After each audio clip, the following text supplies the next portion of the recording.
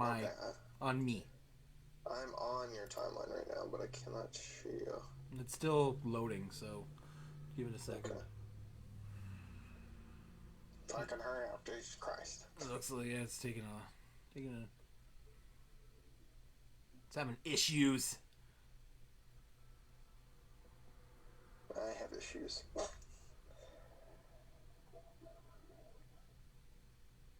Damn Holy straight. shit. Holy shit. Okay. Check it out. Okay, I'm gonna refresh the page. Hey, oh my god. Are we both there? We are. We are both there. We are live? Watching myself. Are we live? We are live, technically. Hello, people. Hi, party people. Oh, mine was just slow. Whoever's out there. I don't know if anybody's like actually joined or something. Yeah, not really.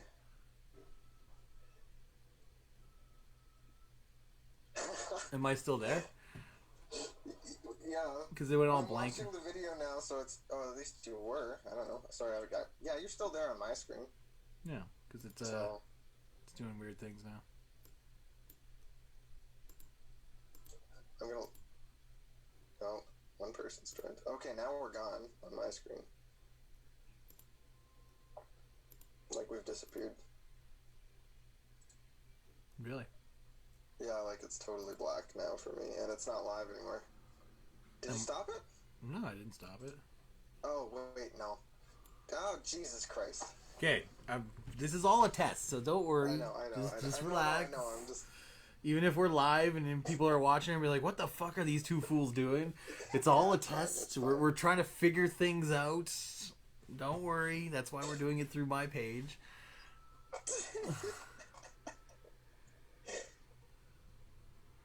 Yeah, I'm going to end live video because like if like... Finally catching up. No, is it catching up? We're getting there. Oh, yeah. Okay. Because I think we're still good. So like, am I still on here? Like yeah. Okay, because like I'm seeing the video preview and it still says we're both there. We're still chugging along, and I can see your mouse thingy-majig. You can see my mouse? Hey, it's Rachel. Are you guys seeing this? It's like, yeah. Are you guys seeing this? Yes. Okay, so what do you see? Do you see my Facebook page, or do you like? What do you see? No. I just see. Like if I move my mouse out of there, my mouse is gone. I just see the Zoom app. Okay, cool. All right. Like, how do you still see my mouse? That's what I'm wondering. Oh, because it pops up when I move it. Oh, when I move it. Okay. Move like across the page and stuff. Yeah. It's weird watching this and talking to you at the same time because it's still taking time to...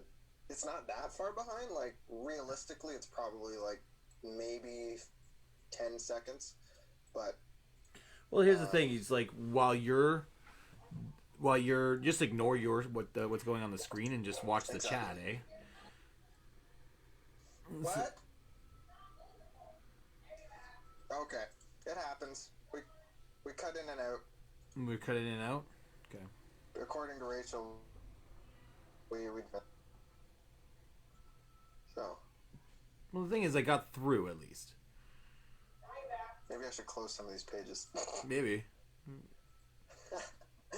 I'm gonna go scream at my kids, get off the internet! It's mine now!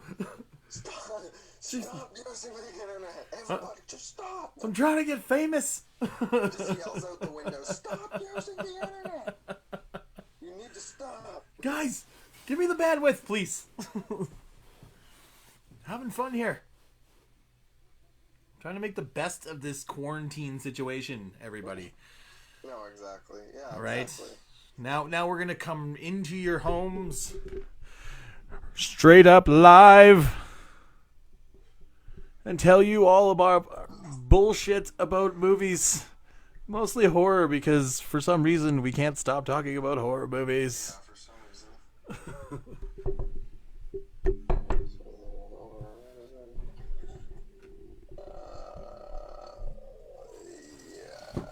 It's weird that I don't see like how many people are actually watching right now. I know. Oh God, we got 3 now. That's messed up, man. There's 3 people watching. That's messed up. Did you share it to people? I'm gonna not. You're gonna not share it to people? Recording. Because all I have on my Facebook page is my family. So. Oh no! We can do it on mine. I just meant what I'll probably do then is mute the video while it's on. And yeah. So how do I do this? Wait, maybe I can't do it though. Is my point, because if it mute the video? Are you saying I can? Is there a way to do it? To mute your video? No, to share. Go to Facebook. Oh, to share this to Facebook. Just share just share it to the live chat. Like, just share the app, like where we're in right now. What do you mean? Well. No, but I'm saying, how do I share it to Facebook? Like, how did you get it to go? Well, I just went on. I'm on live, right? I just what I did was I went into my status, and I pressed live. You know, I can end this, and then I can show you exactly how I did it.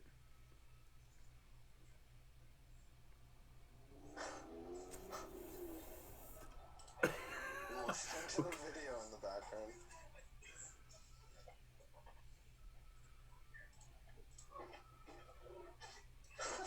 It was pretty easy. All I did was open up the status window on Facebook, and then went to go live, and it sent me up here. And then all I did was turned off my screen on Zoom, and then turned on my screen on Facebook. Okay. Because you can't, because it's having camera issues, because Zoom is not recording. So now and then all I did was screen share. So Facebook is now sharing my screen. Okay. I got you. I understand now. You understand now? All makes sense. Very good. Nice. Yes. You're learning with High on Hollywood here. For those of you watching this right now, you're watching 2 jackasses who are pretty stoned trying to figure out how to use Facebook. Oh, how to use Facebook. I just don't know how to use live yet. We're figuring it out. Yep. This will be your Sunday afternoon kind of like sit here, laugh, chuckle along with High on Hollywood. I am your host, Clint Fleury. I am your co-host, Austin Campbell. Except they can't see you. They can't see you. Are we doing this? You just got your name here, Austin Campbell. Like, we're just live. We're just live. I thought, okay, no, I was very confused about what we were doing. Let's just fuck around. What we're doing is we're fucking around, trying to figure out how this works. And if people can, if people who are listening can give us feedback in the chat, that would be awesome, because we don't know exactly what we're doing. I know, but okay, so we are doing this on your Facebook. You are live right now. We're live on my Facebook right now. Yeah. Okay. So this is all just a test. None of this is getting. I don't think any of this is getting really recorded anywhere or anything. So it's just live. We're just live. Yeah. So, I mean, be honest with you in front of all of our listeners. You're freaked out. Yeah, I still have to watch Romero's Dawn of the Dead. I haven't watched it yet. That's okay. None of them know how I shamed you because we haven't uploaded Candyman yet. I have ammo on you, sir, as Mike the Situation said in Jersey Shore last night, which I was watching instead of Dawn of the Dead. Wow. I know. It was a nostalgia thing. Jersey Shore over Dawn of the Dead. To be fair, terrible. I never saw the original Dawn of the Dead. I only was ever exposed to Zack Snyder and James Gunn's Dawn of the Dead. And I loved it. Oh, did you? I've always been intrigued by the idea of the original. But I also grew up, I accidentally stumbled across playing Jersey Shore one day. And I may have fallen down a rabbit hole as a young man. And, Okay. I got it. Okay. When I was in my prime, there was a time when Jersey Shore was popular for us kids. And we really? watched it. That there was actual time of that? I don't think so. I think it was a time that melted my brain, and it was probably the middle of high school when I was like, girls. You know what? It wasn't until like Doug Ford announced his plan to educate our children over the next 2 weeks until I realized just how long I haven't had cable.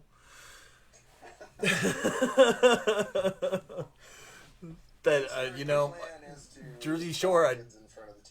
Yeah, well, but the thing is, I never watched Jersey Shore because fuck, A, there's just too much cable. I don't have cable, but B, I would never watch that show. I mean, Charlotte and I used to watch the Honey Boo Boo show when it was on, and like that whole. Yeah, it was because it was like, once again, it's a rabbit hole you fall down. It's like like a bad car crash when you drive past it. There's just that human instinct part of you that's like, you're like trying not to look, but then you're like, oh, I see everything. Yeah. Thankfully, I've never driven past a car crash or been driven past a car crash bad enough where it's like, it traumatized me to look at it, but, you know, that's what happens. That's what happens. No, thank you.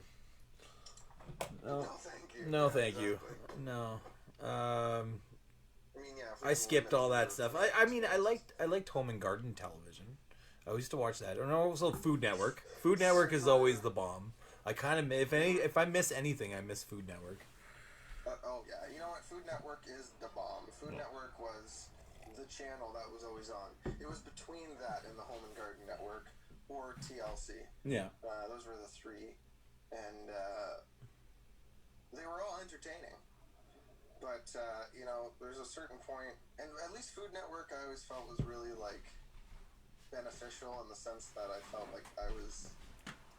You learned how to cook. Broadening my palate just by watching shows about broadening one's palate.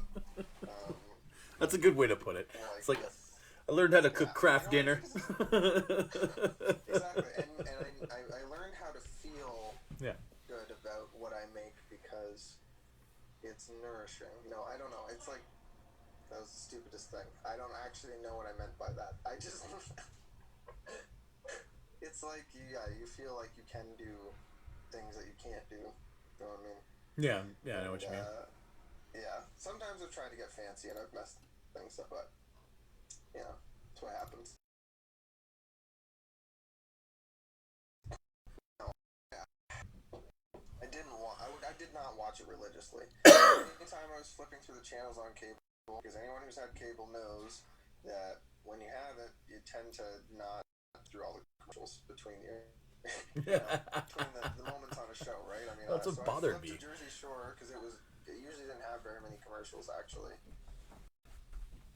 Like, okay, this is the stupidest thing I've ever seen, and these people total jackasses. But yeah, you're probably hearing my washing machine or dryer. Yeah, I hear that, but I'm also hearing Jack behind me playing with the cats. Yeah, There's Jack. Yeah. He's playing with the cats, and I'm also looking at the stream metrics, looking to see if we're actually like on live or not live, because I don't know. I can't even see who's like in the stream. Like that's the weird part. That's bugging me. As you, I look at it, and I should be able to tell you. Who's hanging out here? Facebook has not received video signal from video source at some time. Check the connectivity between video source, Facebook efficiency. Like, are we still live? It says it says here. Doesn't look like anybody's in right now. Yeah. Oh wait, no, that's just me. So, these guys. I'm not watching these guys. Fuck this shit. What are these guys doing? Your internet connection is unstable. Oh yeah. That's cool. It's still cool. This is a good option. I mean, that's what we're doing. That's the whole point, is just to try things, and if we can do it. I mean, I'm sure if you if you shared this stream with your friends, because you can share it, right? Because you could obviously like the stream. So you can share it. Those friends would jump in. I'm almost certain like none of my family's gonna be watching. Like, it just doesn't seem like their thing. They might jump in, but it could be. It's also 2:20 in the afternoon. They're probably doing stuff. This is the thing. Yeah, I mean, people might be busy. Yeah. Or anyway during this very interesting time.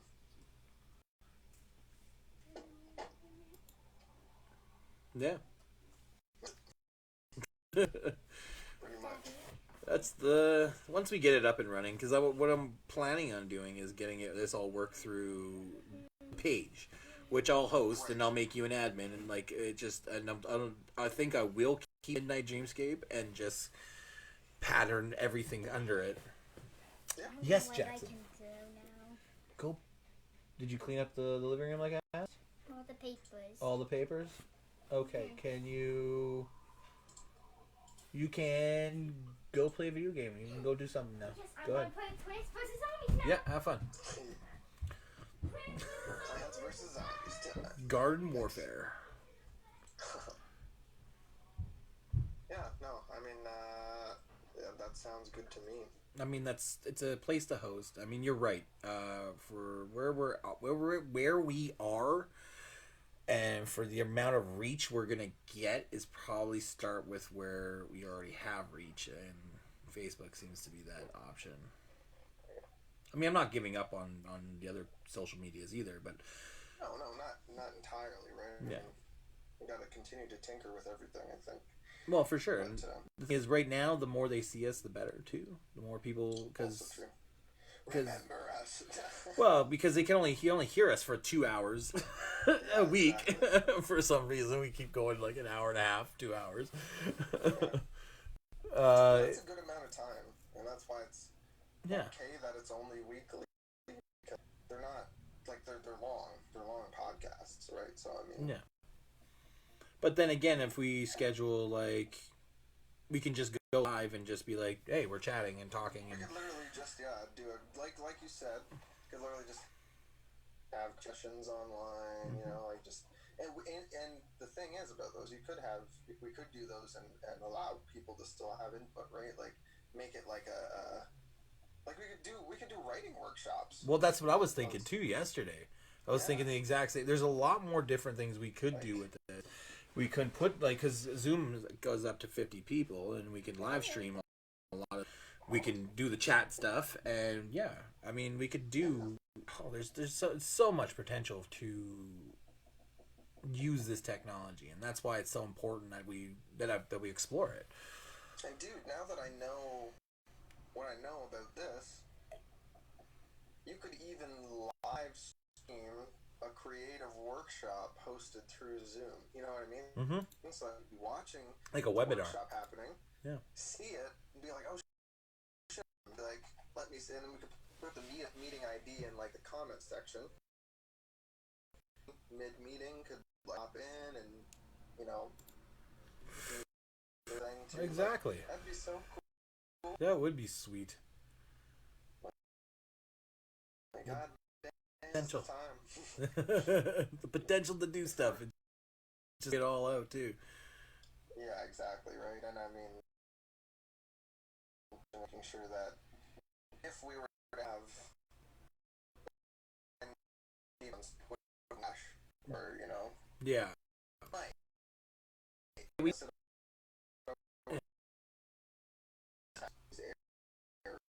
100% perfect.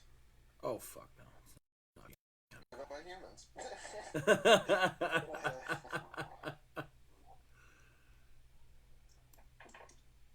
Yeah, just gotta figure out all the bells and whistles and shit. And like, Damn! Oh my God! And I could and we could share Google Doc pages and be working in them at the same time, looking at them at the same time Yeah. on the screen. You know what I mean? Like, oh my God! there's so many things we could do. Well, just like I was discussing yesterday, is like we can plot out some ideas. We can share a Google Doc between us, Yeah, and as you're typing a line, I could be editing behind you, or we're also talking at the same time, right? Speaking of which, we could do this online, and we could be like, hey, this is like our master craft, you know, this is what we're doing.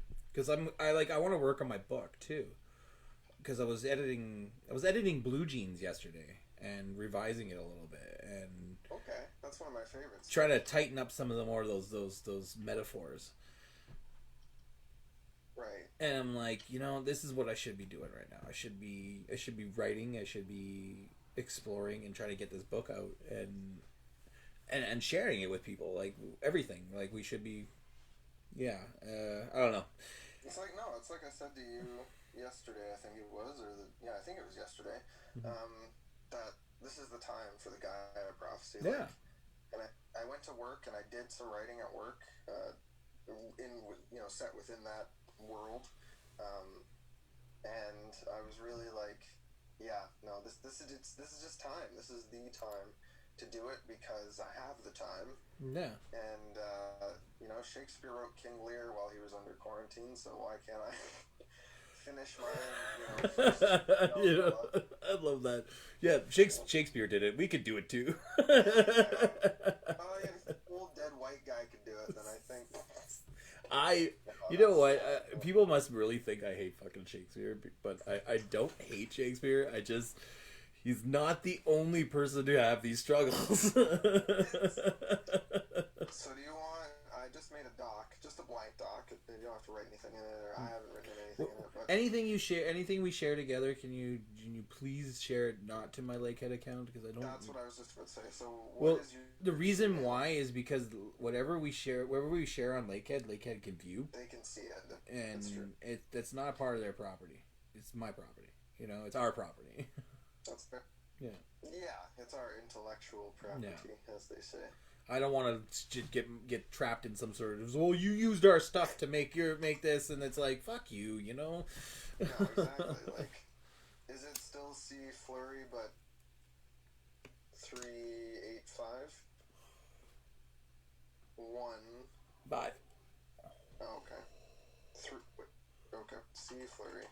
315. 315. At gmail.com. Mood 1. You Nope. gonna be okay there, bud?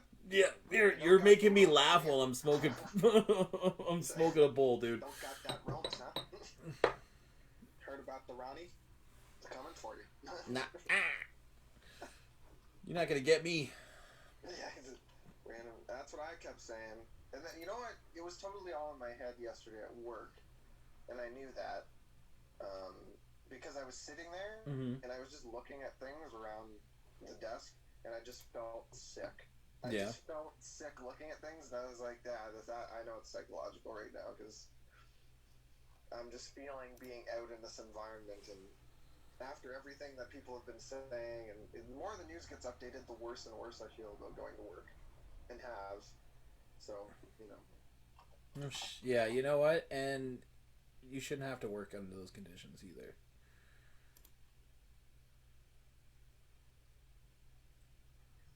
Well, people are seeing it. We are live. Oh, are we still live? Yeah, I'm looking at my Facebook page now. Cool. I'm going to share it to my story and see who wants to jump in. Are you seeing this? Rachel's mom just shared a meme. January 1st. This is my year. March 14th. In my ass with a coffee filter.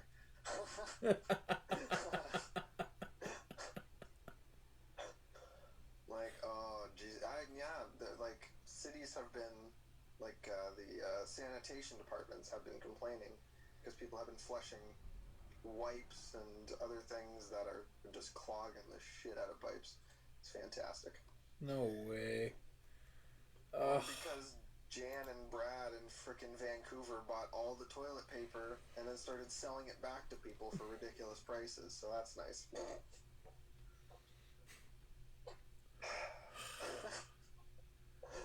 Oh, man. That's how we work as in a chaos. We just gouge each other. This is what capitalism breeds, man. The thing is, the biggest problem that the thing is if the society actually ended in this moment, society ends. Money is fucking worthless, yet people would still barter with it. That's the thing. It'll literally. My best friend Sean has said this before, and now I'm starting to kind of agree with him more and more. I always thought this would be like a day after tomorrow or 28 days later kind of situation, you know, which turns out was the optimistic. We are very clearly headed for a Mad Max style wasteland in which people fight for water. Because they fought over every other resource, which led to literally just the eradication of all forms of society that made sense. Yes. Christ. That is the most abysmal thing I've heard. It's like 28 days later was you know, that was the optimistic side of things. At least they quarantined them, and they were quarantined till they all died. We're going even worse than that. Best case scenario, we turn into zombies and eat each other. No. Because at least then some of us can survive. I feel like in a Mad Max situation, those who survive are either going to be fighting over the things crazily like they do, or you'll be one of the, you know, just a violent person, like an enforcer for some gang, like, yeah. Yeah, or you're Mad Max and you're wandering a wasteland. And as a still like a fucking, I don't know, vagabond. I don't really know what you would call Mad Max. Like he's not a bounty hunter. He kind of just he's like, he just does. He's just a wanderer. He's a wanderer, anti-hero, restoring balance to the wasteland. Like, it's just, I don't know. I think of Mad Max is just some guy in the wrong place at the wrong time. It's just like, fuck. Why does this always happen? That is so true. That's why, you know, I always laugh at the opening of Fury Road when he gets captured. It's like, again? But it's such a good movie, too. It is a fantastic movie. Holy shit. What he did with that series was just brilliant. It was brilliant. And putting what's her name? Charlize Theron right up front like that. You know what? Oh. Perfect. It was perfect casting, and not even like they didn't waste her as a character. She was a center character where they pulled back Mad Max into the background. I loved it. It was fantastic. Well, and I liked how the whole story focused on this kind of idea of the liberation of women and kind of examining that side of the world in a way that was timely but didn't full-fisted. You know what I mean? No. I just watched an episode of Star Trek Enterprise the other night, and it's the one where they encounter a freighter that's been attacked by Nausicaans, and the captain of the freighter is holding a Nausicaan like hostage, and he's using really like immoral tactics to like torture him and get information, blah blah blah. Then he tries to kill Captain Archer and T-Paul. It's like oh my god, I'm forgetting the name of the black kid on Enterprise, and I'm really shaming myself hardcore right now. What is her name? I need to know before I continue my story. Point is, though, he, being the only colored member of the crew, at the end of the episode, Archer pulls him aside because he was also on a freighter too, and like that's where he lived and grew up. But then he left for Starfleet, and the captain of the freighter that they saved kind of criticized him for that. And in the end, the guy, for God's sakes, the guy.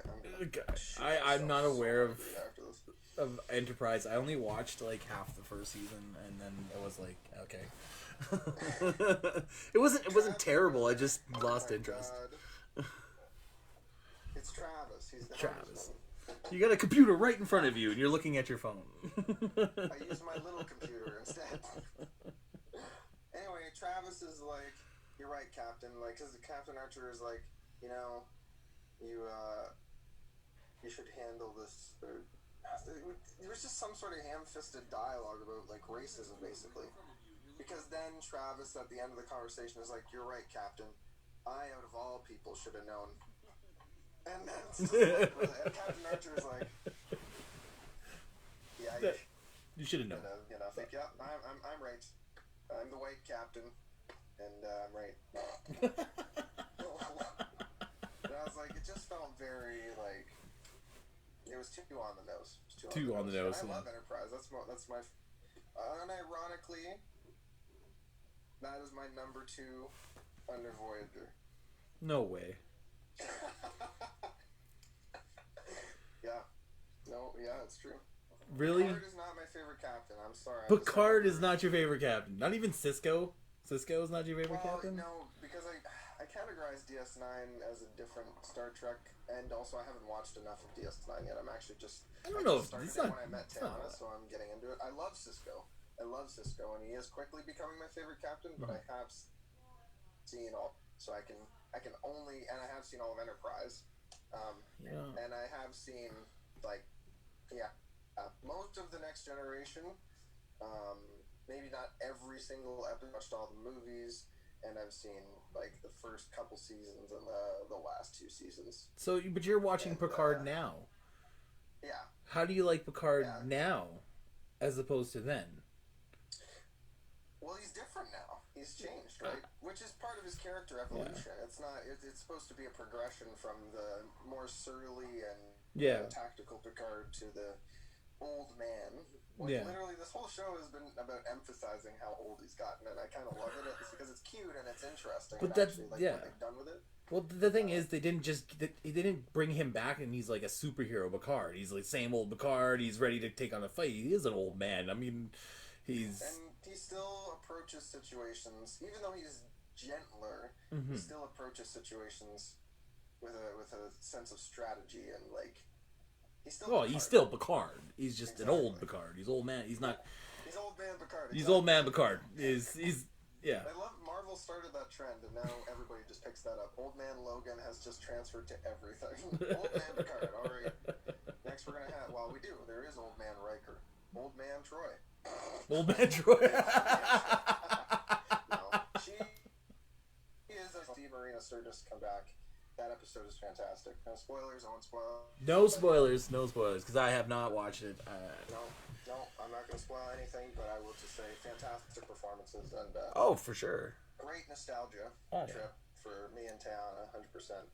Like, I'm so sad it ends next week. Or this week. Is it ending this week? Okay, finally I can watch it with Chris and be like, okay, it's ended. Now we can binge watch it. Let's go. Yeah, you know what? I almost wish we had waited too, because honestly, the last episode. Yeah. The punch.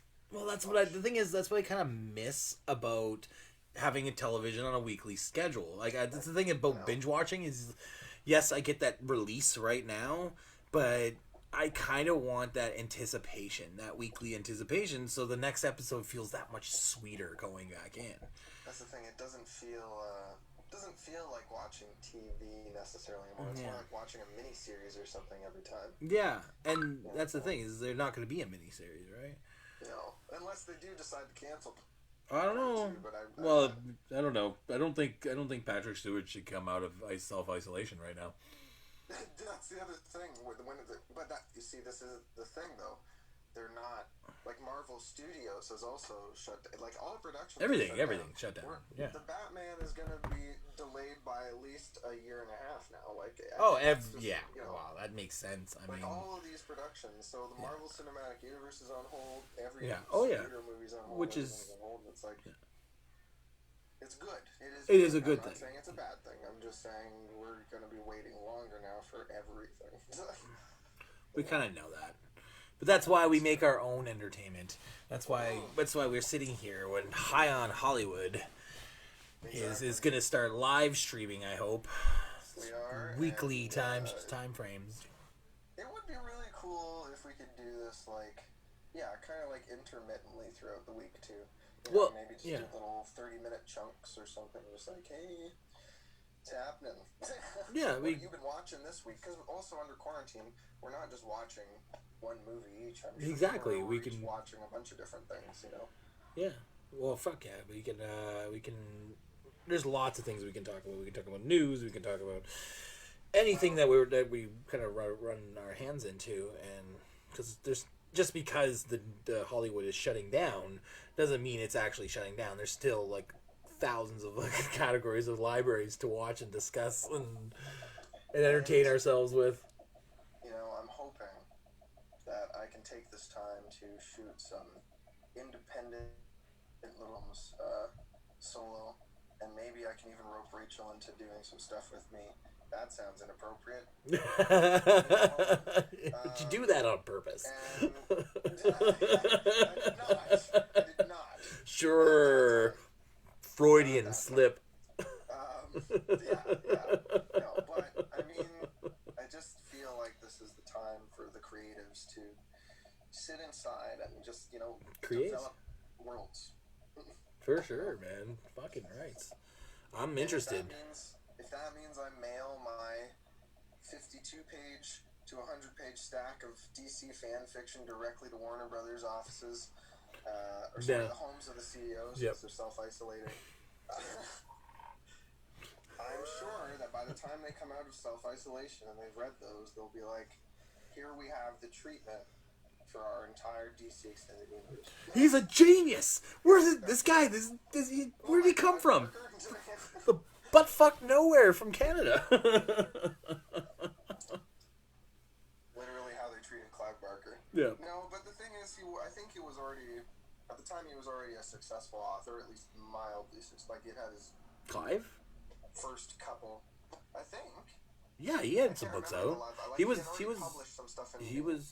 already writing. Because the Hellbound Heart was originally published in an anthology, so I think his stories had been circulated well by that point. He was a known author. I don't know how well known, but I know he was a known author, and he was doing plays and stuff. He was like Stephen King level yet, but he was like, you know. Well, even in that documentary, they said he was working on plays. He had his own playhouse and that's a lot of those. He wrote the book at the same time that he wrote the screenplay, which I'm like, that'd be really tough for me. I'd feel really. I don't know. I almost did that with the Gaia Prophecy in its original form. There was a totally different story about a priest who broke out of an asylum to get revenge for the death of his family and encountered like angels and demons along the way. I might still write that story, but you should still write that story. You could probably like completely connect it to the Gaia Prophecy and then have it like as an addendum or like a short story based in that universe, which is nice. That's what I've thought of. You know, I'm like, I can still set it in the same universe, but make it either a prequel or, you know, or it doesn't even have.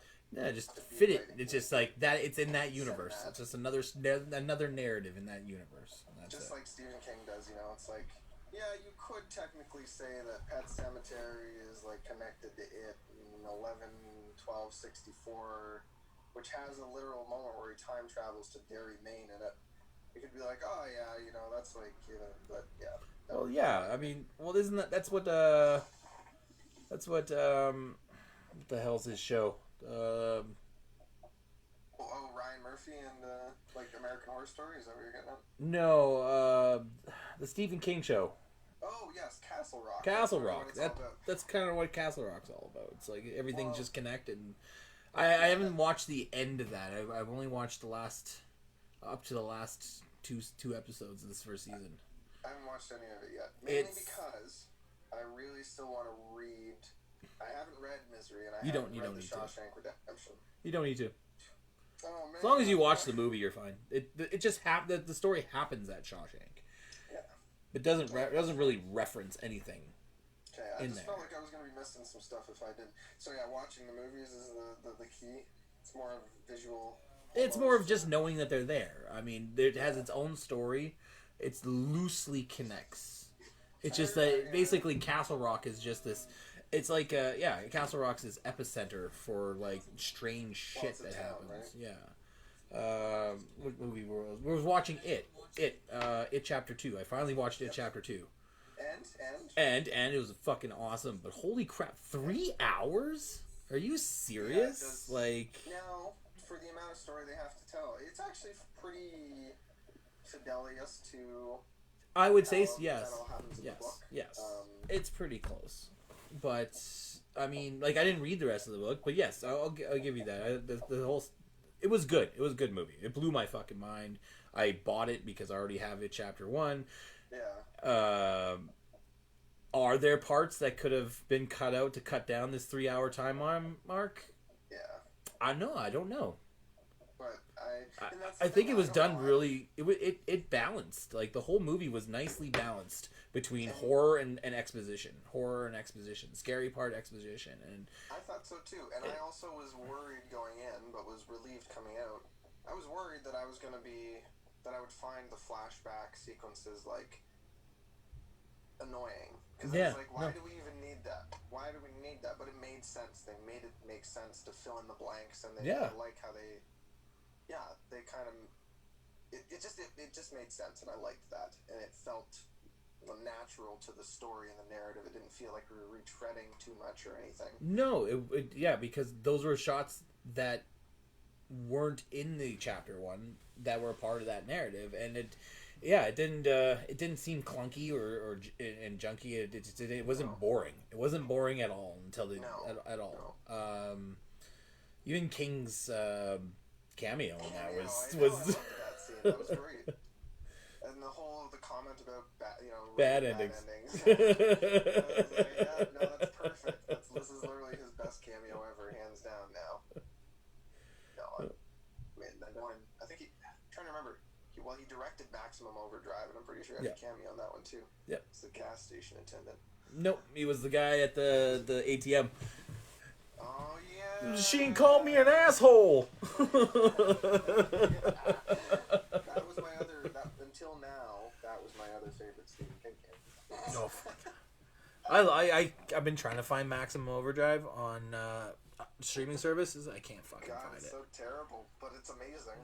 Maximum Overdrive is an amazing movie. It's not terrible. It's not terrible at all.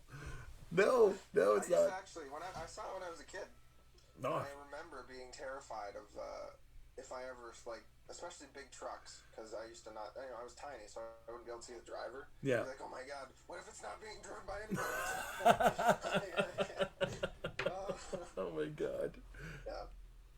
No, I've always been King head, so that's why Castle Rock is something that will appeal to me. I felt like I was doing him a disservice by not having watched those movies. Yeah. And it's kind of, and also, I obviously, pop culture picked up enough of the Shawshank Redemption, for example, and Misery that I know what those were about entirely. And fuck now. yeah.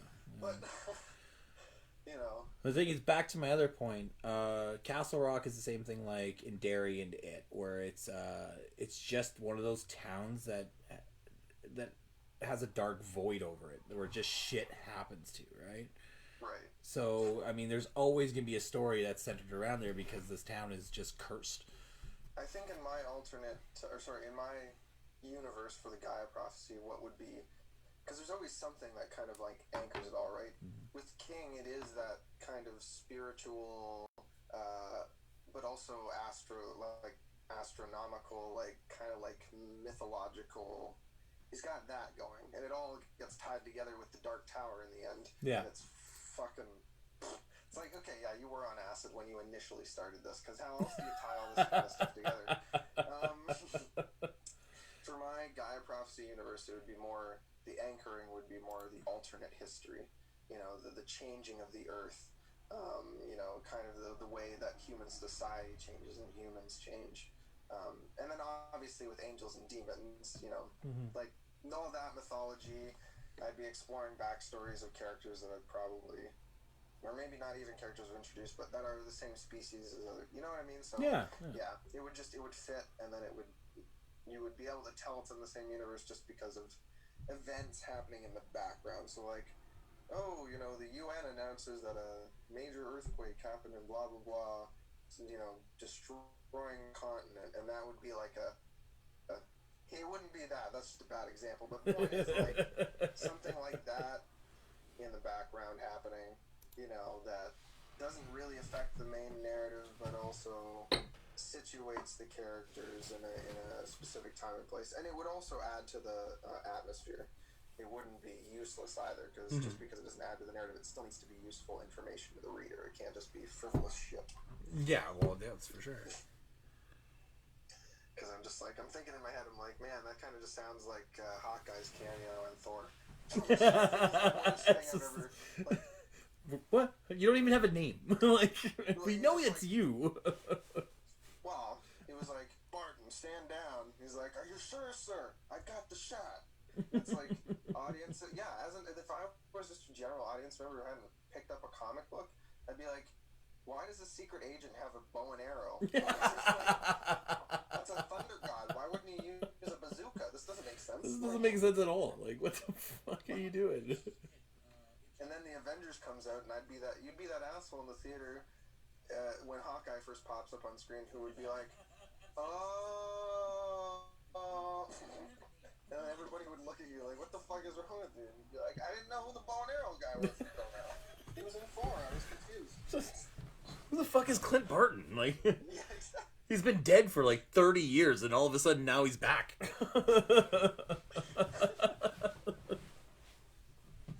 Fucking Hawkeye. And Marvel, but that's what happens. People forget though. Yeah. Marvel had its own missteps when it started building its universe, because it's not easy to build a cinematic universe. I often still think about Terrence Howard being replaced by Don Cheadle. It still bothers me, but there's nothing I can do about it. I love Don Cheadle, but he's not Rhodey to me. I have fond memories of the first Iron Man, and when Terrence Howard looked at that chrome suit and said, "Next time, baby," that was a promise. Marvel promised me that. You're so full of shit, dude. You can't hide it in your eyes. You're so full of shit. Why no? I'm serious. That hurt, man. That was some bullshit. You know what? Some Terrence Howard War Machine action. I'm sorry, Terrence Howard. He had this franchise Yeah, that's true. in the palm of his hands, and he fucked it up. I know. I have read through it. I know he did actually fuck it up. Don't ask for more money. Yeah, like what? It's What? just- Like, come on. Like, you're not. Not yet. You wanted the same amount as Robert Downey Jr. And I'm like, listen, War Machine's role was bumped up a little bit in Iron Man 2, but you're still not the main character. No, you're Rhodey. I mean, sorry, you're a sidekick, and I like sidekicks, but it's not gonna work.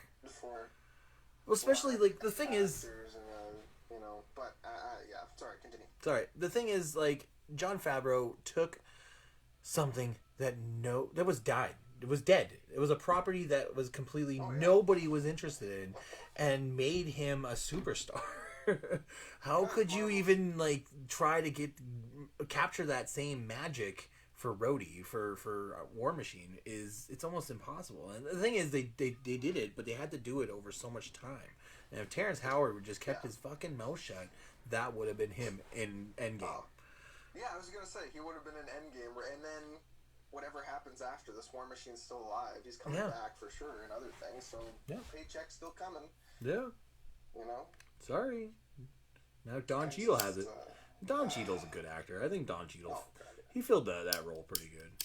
Oh yeah, no, and he's great. He's great, and he's been great in everything that he's been in since. He has so many great deadpan funny moments. Yeah. What I like about him too, that I always worry about because this is my other criticism of the Marvel Cinematic Universe, right? And it's kind of a criticism of the comics themselves, which have changed obviously and in more contemporary times. But the fact that the Falcon is Captain America's black sidekick, his token black sidekick, and Tony is Iron Man's token black sidekick. Okay. And what I like about the MCU is that, despite the fact that they both inhabit very almost clone, like how people used to accuse Nintendo, or did accuse Nintendo of like making clone characters in Super Smash Bros. Melee, characters with the same moveset but just a different skin. And that's kind of to me how they are in the comic books too, at least specifically Rhodey and Falcon, because they're also both specifically black men in the military who specifically deal with aerial combat. That makes sense. It's not like Blade. It didn't come from like the streets and turn into a vampire. I mean, what other Luke Cage? Luke Cage is straight out of like the streets. But what I I appreciate is that the MCU is still, and Don Cheadle and Anthony Mackie are still able to give those characters really distinct personalities. Yeah. Because that's the actor and the writing, you know what I mean? That is totally like, you gotta, in the direct. Have you ever read just an any of effort those? made. Have you read any of those comics? Like any of the Oh, yeah, early yeah, I like have. Falcon stuff? Like, 'cause I've never read those comics. I was never a big Avengers guy. So when we were in the class that time, and you were talking about like when Monica came in and asked me if I liked Clint Barton, I was like, well, no, because I don't really want. I'm not an Avengers guy. I'm an X-Men guy.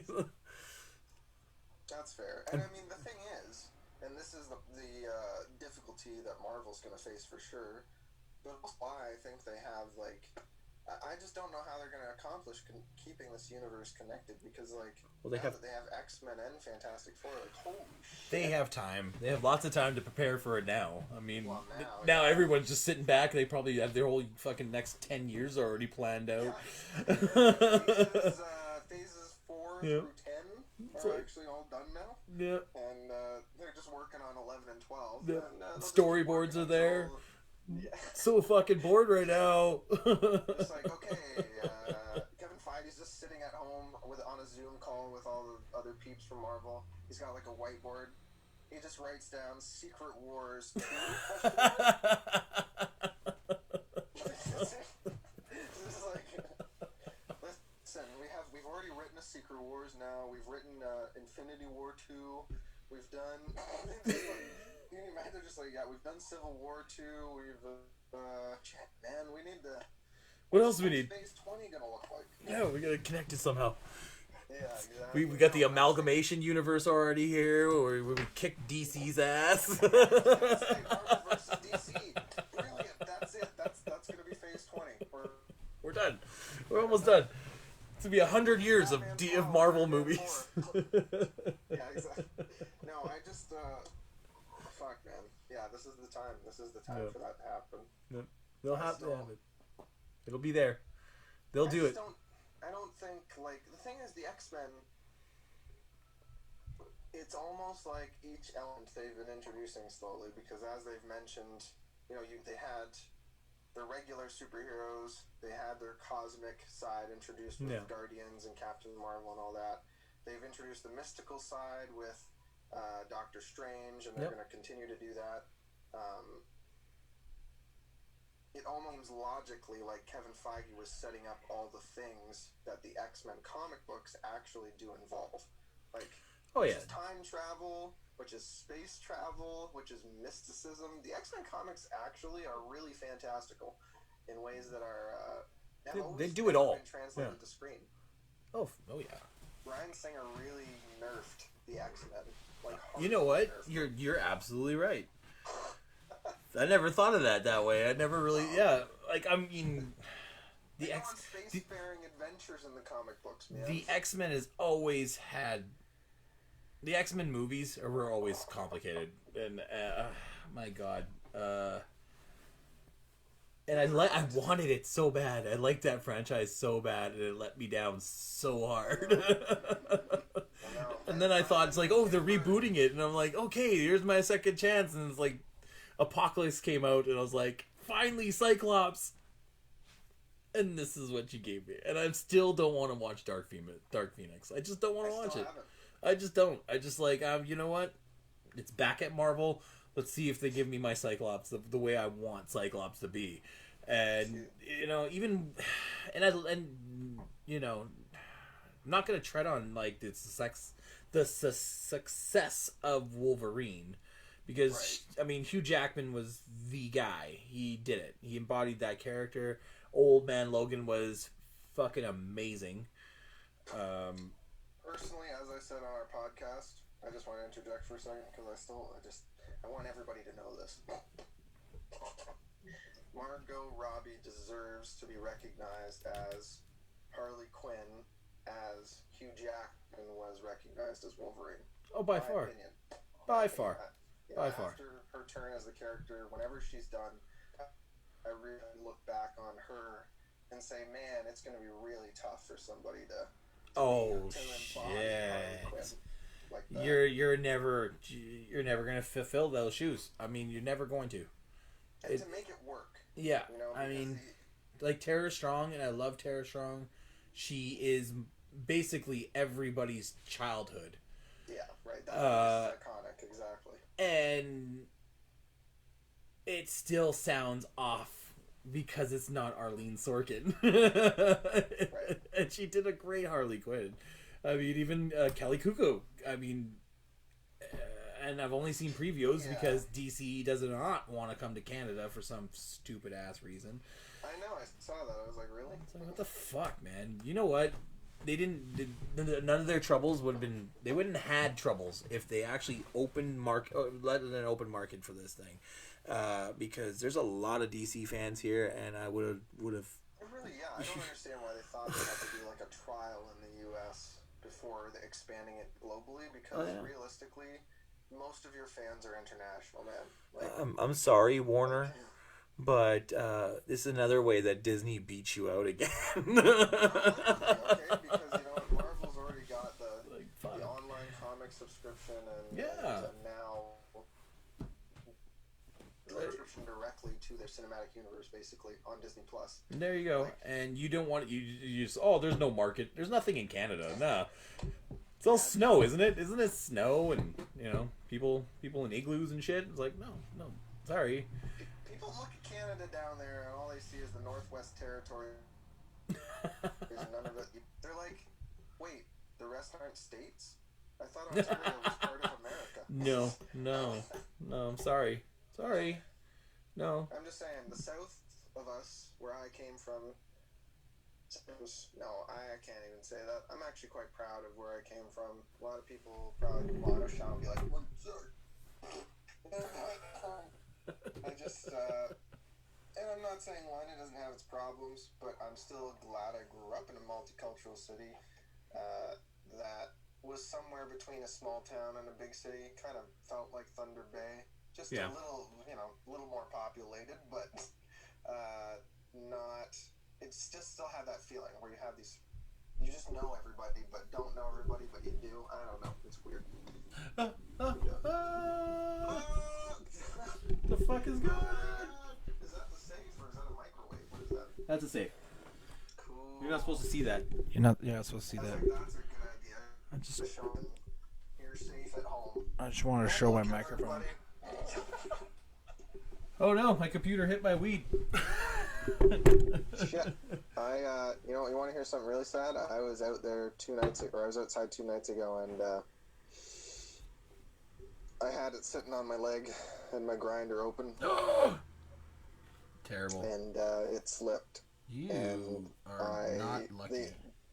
The amount of weed I lost that night, it still haunts me to this day. That makes me sad. That makes me sad for you. I'm sorry. I mean, very sad.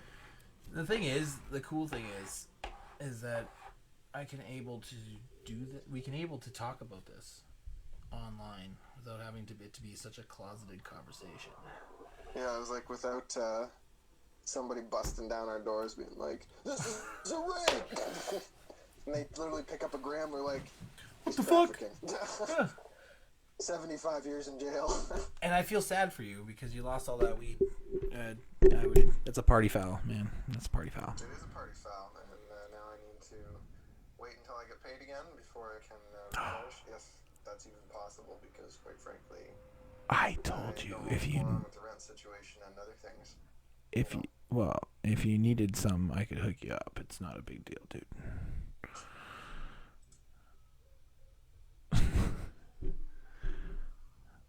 I got you.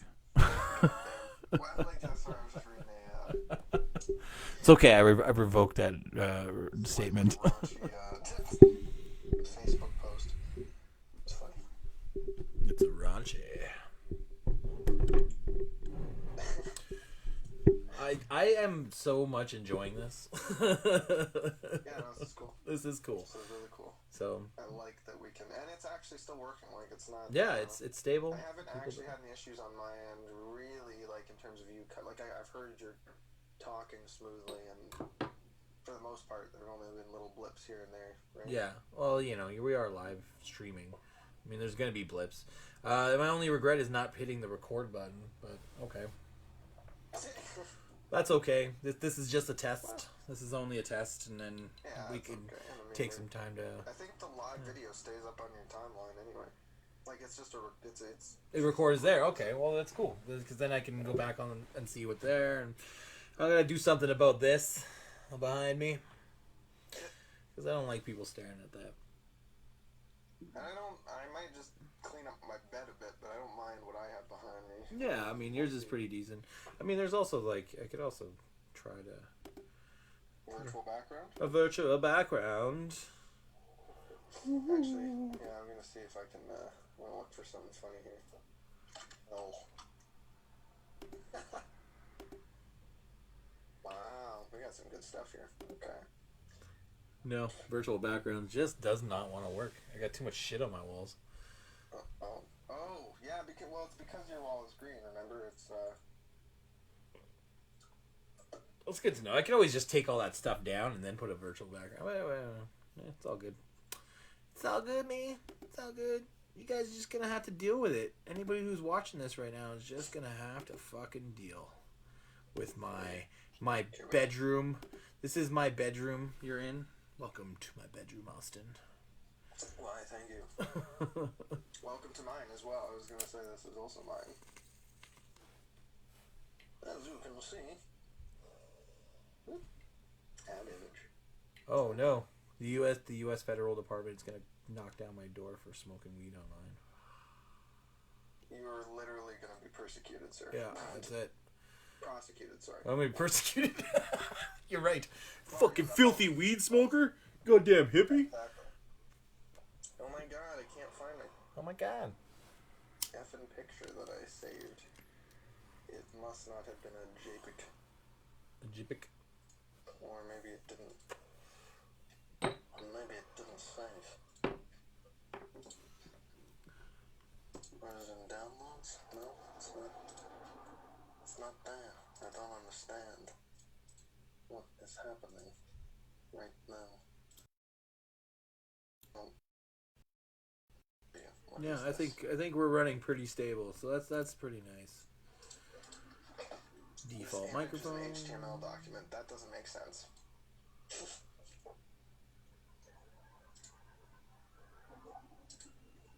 No, I don't want a picture of Thanos. Yes, you do. You want a picture of Thanos. You want a picture of Thanos. Everybody wants a picture of Thanos and his mighty ass. These guys suck, man. They freaking made the image a web page so you can't save it. What are you looking at? It was an image of hell. I just want hell as my background. Is that too much to ask? For Christ's sakes, just give me hell.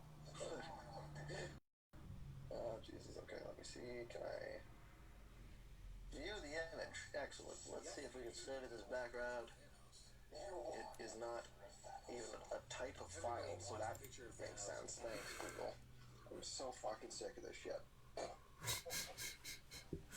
Oh my god. Oh my god. Oh my god. Oh my god. Why does everybody make their images a fucking web page? I know. I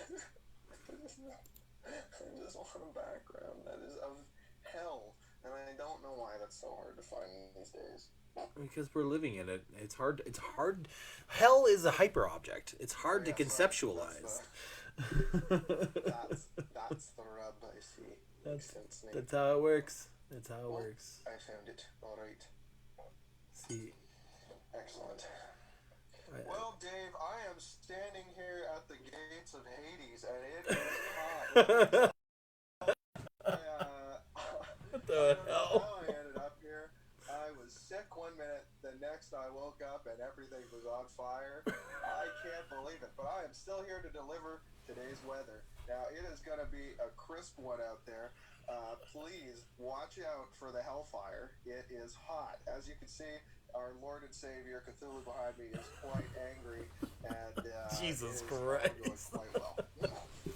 I'm glad this is live.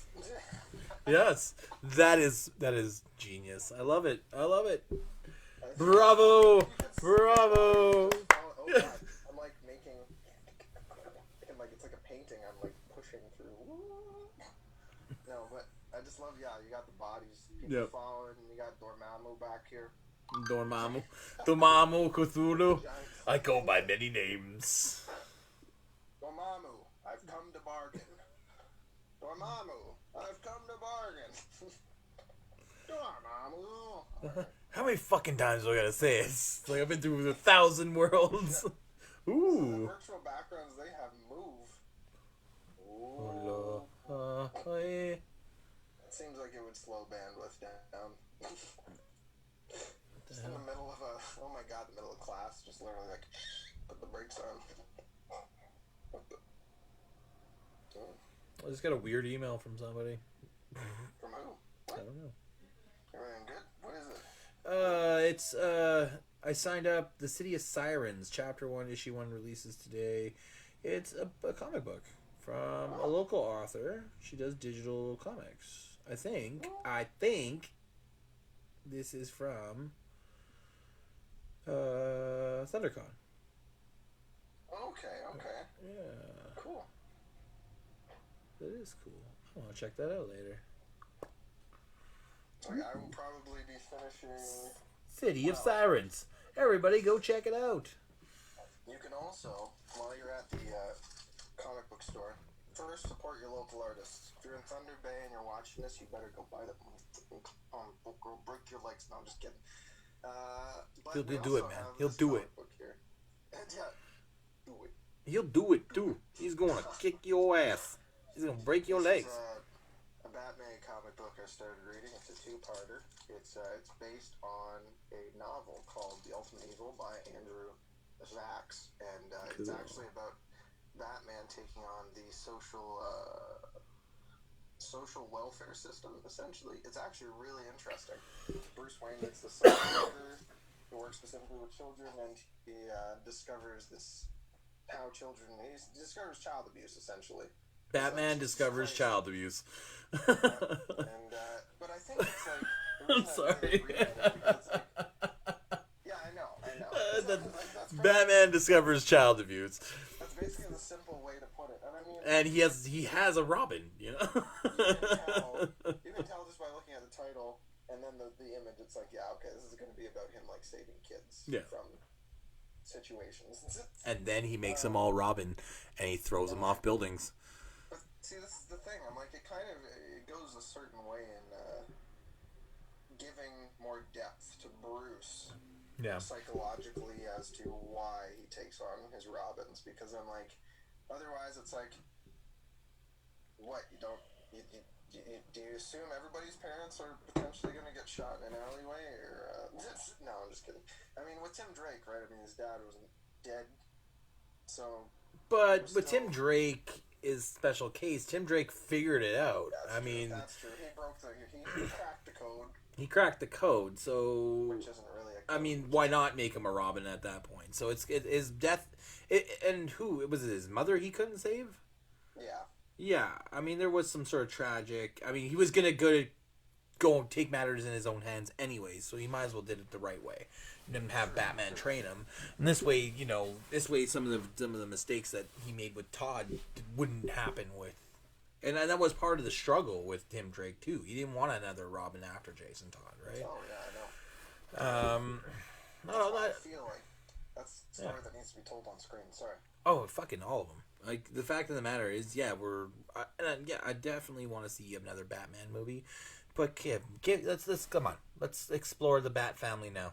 Let's go. Let's start dishing them out. Give me some Robins. Give me a Nightwing Dick, and put Tim Drake as Robin. Yeah. Yes, I do. I want some Nightwing Dick. I want to suck on that Nightwing Dick.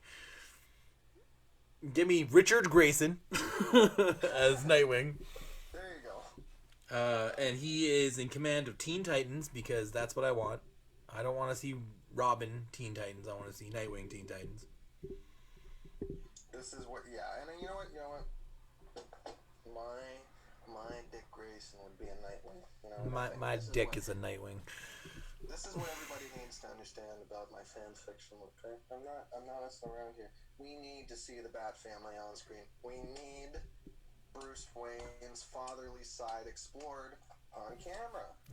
Why Damn not? it. That's right. I know it has been in Titans a bit in season 2, right? Or not a bit. I've seen a lot of that actually, just because I was interested to see how what's his face portrayed Bruce Wayne. Because I watched Game of Thrones and I was a big fan of Jorah Mormont. So fan, you know, just really liked his performance. So I was like, okay, let's see how he does Bruce Wayne. And you know what? I actually really like how, because he was in Richard's head most of the time. Yeah. So, Yeah. you know, which I liked. I liked that. I liked that it was more of a hallucination half the time, and then, you know, he was just basically trying to work through that relationship on his own. And I like that Titans explored that and kept it focused on that relationship from Dick's perspective. I really gotta see season 2. I haven't seen season 2 yet. Really? I haven't seen it. I don't know why I haven't turned it on, but yeah, I know mostly of it. Like, I've talked to Mario about it, and Mario was like, yeah, I mean, the whole Trigon thing was just like wiped out right away, and and then it's just like, that's it. Pick up a new narrative, and which why even go down the road of Trigon in the first place? Like, what's the point even doing that if you're not going to develop that? If you're just going to let it go and maybe bring it back later, I don't know. But still, like, Trigon is a very important character to the Teen Titans. Like, so is Slade. I mean, Deathstroke is definitely an important character, but I don't know, not as important as Trigon. Don't waste Trigon. Yeah, no. I don't know. I think it's because all these shows are written in a way that's like, well, I liked the Flash's approach, where they took kind of like D and C list villains, and those were kind of your villain of the week characters, and then behind that, or over top of that, you had the overarching narratives with your major villains and other stuff. Now, obviously, that you can only do that so much, or else it does start to feel formulaic. Yeah. You know, and that's why I think a Batman or a Gotham show has to be an anthology series. It can't be one thing. It has to tell different stories in Gotham, set in Gotham. It can't be like, it can't just be Jim Gordon's story, because then it veers off the rails, because the writers are like, oh shit, I want to write about the Joker, but how do I write Jim Gordon into this? Well, no, yeah, you don't put Jim Gordon up against the Joker. That's insanity. You don't tie every single person's origin story together. No, Awkwardly. Because it just will be awkward. and then you get Smallville, and Smallville for its time was it was a good show, and for what it did for superhero genre on television. But yeah, thinking back to it now narratively, I mean, it's that same formulaic show. I mean, it's over and over and over again. And now I like, and with that show too, as with every television show, I mean, you have the melodrama. Yeah. I think with Smallville, sometimes that outweighed the melodrama was plot. So it was like, except when it was Lois and Clark. I always liked Lois and Clark, but whenever, like, if it was Lana, it was Chloe and Arthur, or, you know, I was just like, I'm done. Yeah, yeah, pretty much. or evil monologuing. Like, I mean, the Lois, whoever played, I forget her name, who played Lois, but Erica Darren, she was great. She did great, and they're just a great actress. Their dynamic together was perfect. I mean, they played off each other, and they worked, and it revitalized, because the whole Lana stuff I was over by time after she was like almost marrying Lex. I was like, okay, you got to either get rid of this girl or just abandon this storyline, because it's just not working.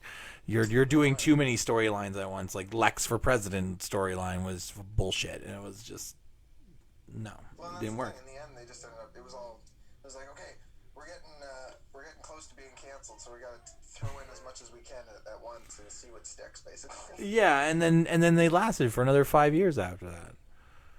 I mean, I still to this day, I'm a big fan of the JSA episode, which was Yes, really good, and that yes. was like in the second last season. And then I really don't. There were moments in the finale I liked. Don't get me started on the finale. I have never watched the finale. I cannot get through season 10. I've tried and restarted it like 3 or 4 times, and I've got up to like maybe episode 5 each time, and was like, I can't get through this. I just can't follow it to the end. It has a really satisfying ending to a degree. I've heard about the ending. I know everything about it, and I was like, okay, well, if I can't watch this, at least I should know what happened. And it was just like, it was okay, done, and you didn't even get to see Superman.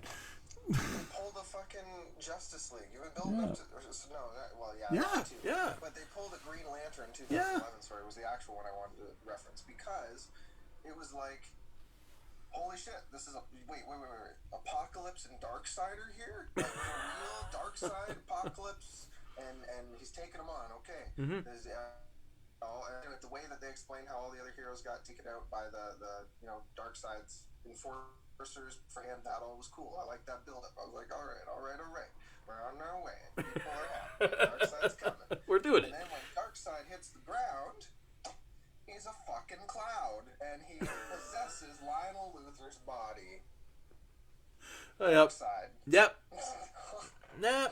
And that's it. I was like, okay. I'm like, this is Darkseid. Damn. You don't make Darkseid a cloud.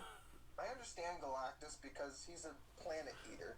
Okay, I get it. Maybe it would look a little ridiculous on screen for a giant humanoid being to go like, oh, you know what I mean? But the clouds still look like shit, don't get me wrong. I'm just saying it made more sense to do that with In the movies. Okay, fine. Yeah, I can forgive that. But for this television show, I mean, you could have made a little bit more effort.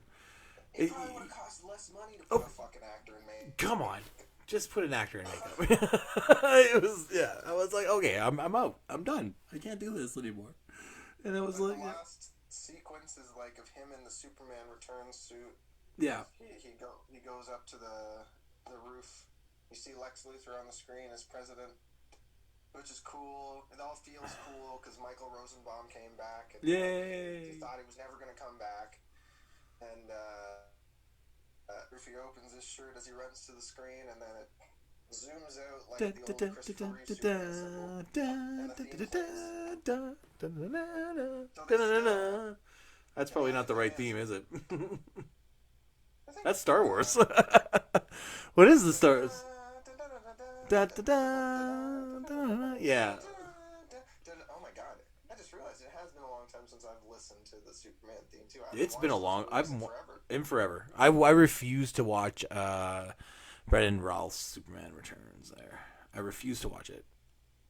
It's just boring. It's boring. It's so boring. Yeah, that's what it is. Like, Lex Luthor is back again. Yay! Yeah. And as per usual, Kevin Spacey gives a good performance, but that's nothing new. So it's like Is cool. the only one that's giving a good performance. And in Ruth, I felt the movie was trying too hard to follow up from the Reeves movies. Though. Yeah, it was trying to recapture something, and it wasn't. It honestly, it just wasn't what everyone was expecting. It was 2000. The technology has changed, and it's like now we can see Superman for what Superman does, and it didn't give us a villain that we wanted. And it was disappointing all the way to the end, where I was just like, okay, I could still go back and watch 1979 1 and 2. Even director's cut, theatrical cut, whatever cut there is. But after that, I was just like, okay, give me something better. Even Man of Steel, I like Man of Steel. It's because getting into...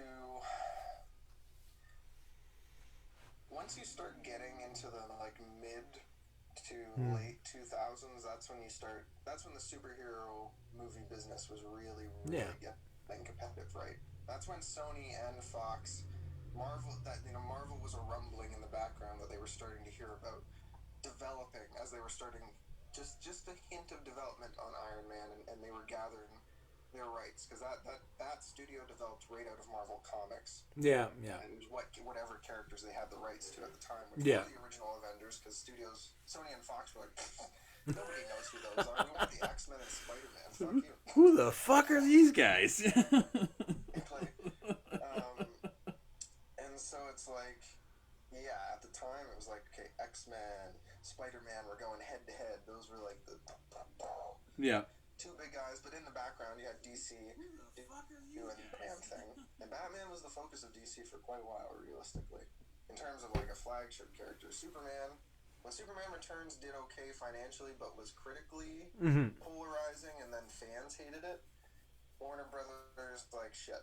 Yeah, they shit the brick. Well, that's what was it, George Miller's Justice League was like ready to go. It was completely ready to go, and it was just like, okay, done. We're canceling that. And what were they? Yeah, we were focusing on Man of Steel at that time. After that, After George Miller's Justice League, because what happened was the Dark Knight came out at the same time that they were about to start production on Justice League, and it did so well. Warner Brothers was like, okay, maybe we'll hold just for a second. Let's just see how this does. The Dark Knight blew their expectations away. Yep. And they were like, okay, maybe it's not a good idea to have two Batmans. Okay, George, we're gonna focus on Chris. We're gonna let him finish his trilogy, and then once he's done, you can do Justice League, which is what they originally promised. Yeah. They said, we're gonna let Chris do his thing, then you can do Justice League. Yeah. But then they liked Christopher Nolan so much, they were like, We're gonna let you do Justice League, and he was like, no. that's probably how it started, right? They were probably like, so do you want to build a cinematic universe with us? And he was like, No, thank you. Can you But- give us a pitch for Superman at least? And he was like, fine. I'll give you a pitch. Because that was the whole draw to Man of Steel originally. I still remember the first teaser trailer, like, executive producer Chris Nolan, and then director Zack Snyder. Yeah. That's brilliant. And then director Zack Snyder. It's like, oh shit. No, because he was coming off Watchmen, and what? It was critically polarizing. Though. I loved it. I liked It's a Watchmen. graphic novel too. Yeah. I personally will always defend Watchmen, the film. I will defend it. That Zack Snyder, in general, for people can be a problematic figure. Some of the literature he's into and some of his ideologies, certainly, I don't know. But as a filmmaker and as an adaptation of Watchmen, I still to this day highly, highly enjoy and recommend Zack Snyder's Watchmen. I do too. And that's for that. Like, whatever politically he is into is none of my fucking business. And I enjoy his movies as a director. And Don't look up Jackie Chan's politics. I made that mistake once. I know Jackie Chan's politics, and I'm just like, okay, yeah, I get it. But you know what? It's not, When was the last time anybody enjoyed a Jackie Chan movie? I'm still waiting for my Shanghai Nights sequel, damn it. You're not getting it. No, sorry. Come on. Owen Wilson and Jackie Chan are not going to get back together. I'm sorry. And that's a team. How's Jackie Chan doing right now? Oh my god. Is he sick? What's happening? I have no idea. I don't even know how we got. Okay, yeah, we got onto Jackie Chan. Marvel.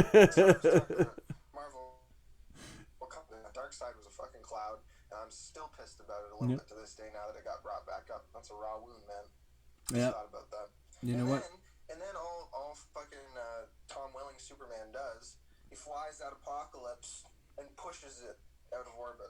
I shit you not. He pushes Apocalypse out of orbit, and that's after he basically kicked Darkseid's little hiney back up there. The cloud shoots out of line. Darkseid's like, you have defeated me. This is a video game. Flies up, pushes Apocalypse, and everybody just drinks beers and says, yay! Pretty much. Wow, Superman! He's some kind of blue streak.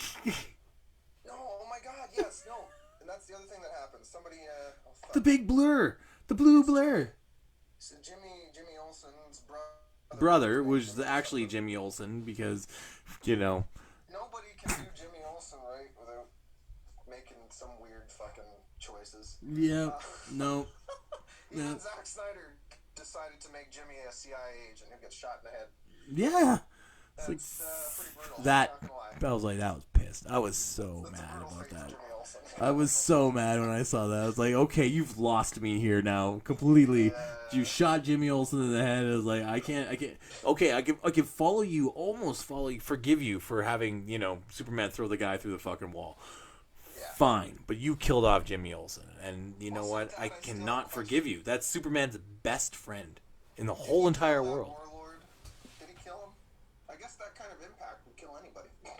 I don't know. I didn't see a splatter, nor did I see him die on screen, so we don't know for sure if he's dead. I mean, Superman just flew through. He could fly through a wall, so he probably absorbed most of the impact.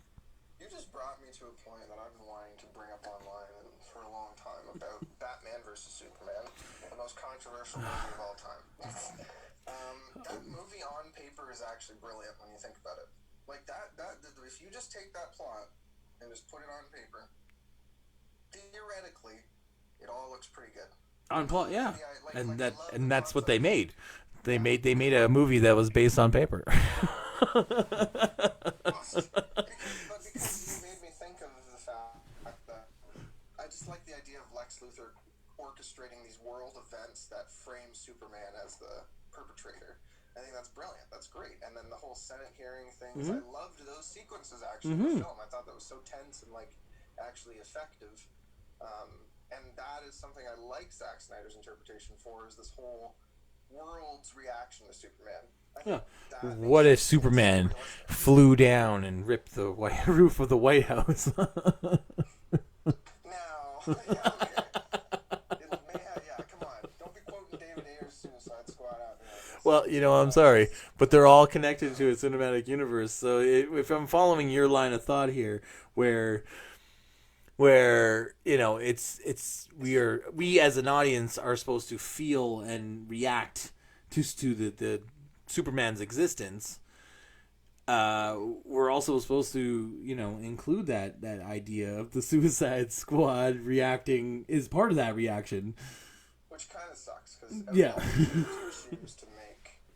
Like, I love the Suicide Squad, and I was glad that they made a movie, and they were making a movie, but I was like, this is not how the government would probably respond to losing Superman. They'd probably try and make a Superman, not Oh, of course. I mean, recruit the people who are at risk of literally abandoning a mission and going rogue at an instant.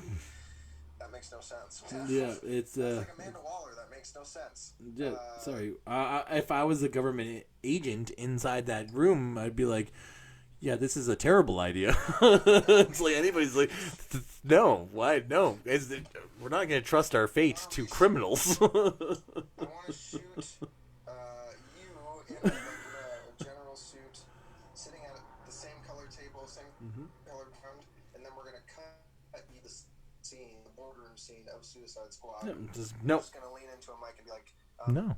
this is a horrible idea. This is a bad idea. Yeah. I mean, I can call Batman. We can call Batman when we call Batman. It's like I got him on speed dial. Well, also, like, doesn't somebody have don't they have a signal in Gotham? They Yeah, just call him. Couldn't we just Just bring Batman in here. I'm sure he can figure shit out. doesn't he have like connections too? Like, I feel like a guy like that probably has connections. It's like what about that wondrous woman that fought alongside him? Yeah, does anybody remember in 1984 when she like, people from robberies? Yeah, I mean, like she was fighting in the mall.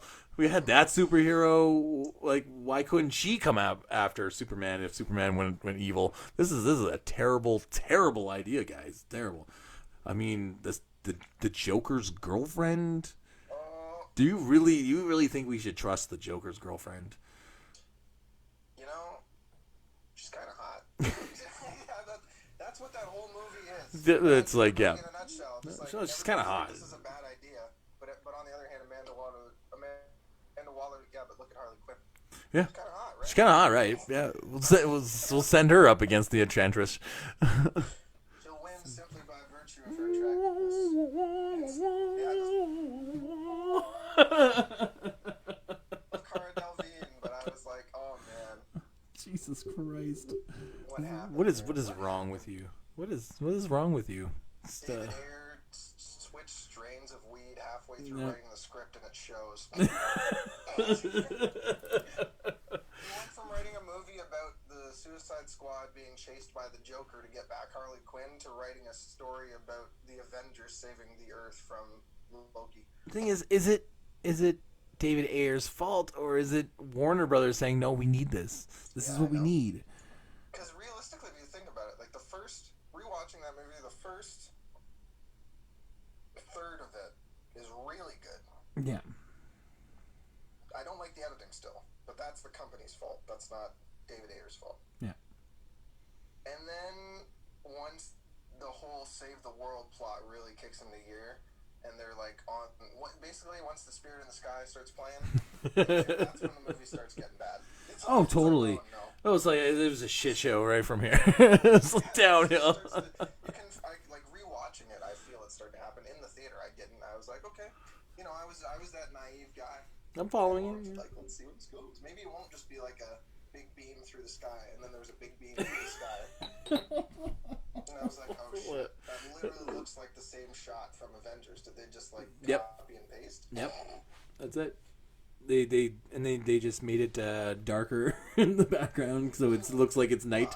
Cut the Avengers Tower in half, just make it look like the building's capped off there. And just, okay. beam of light. Yep. The Chitauri is invading. We need Superman. Oh, wait, shit, he's dead. Where's Batman?